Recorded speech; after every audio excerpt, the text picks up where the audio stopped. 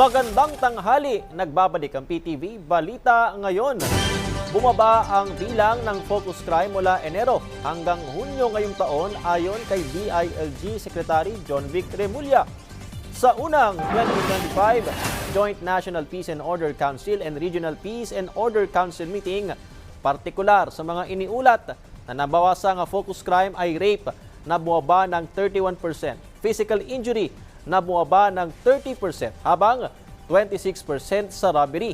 Sa laban kontra droga, higit 22,000 operasyon ang ikinasa sa first half ng taon kung saan 24,000 individual ang arestado. Gayon din ang pagkakasaba sa 2 bilyong piso na iligal na droga. Una nang ipinag-utos ni Pangulong Ferdinand R. Marcos Jr. ang pinaigting na police visibility para maramdaman anya ng publiko ang kaligtasan at yung resulta ng patuloy na pagbaba ng krimen sa bansa.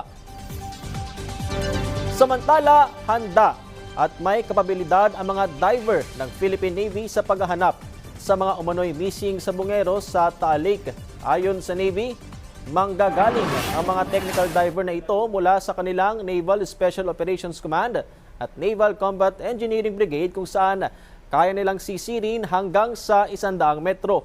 Tinataya namang nasa 200 metro ang lalim ng Taal Lake na isa sa magiging hamon pati na ang lagay ng panahon. Kaya't gagamitin din ang ilang kagamitan gaya ng side scanners. Sa ngayon ay hinihintay na lamang nila ang go signal mula sa Department of Justice.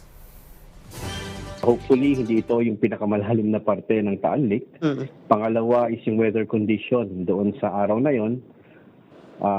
Pangatlo, siyempre ay baka may mga obstacles pa na nakaharang kung saan man nilaglag yung mga alleged na mga bodies. This is speculation but it's been 4 years already kung ano yung state ng mga alleged na nilaglag doon sa Taal Lake.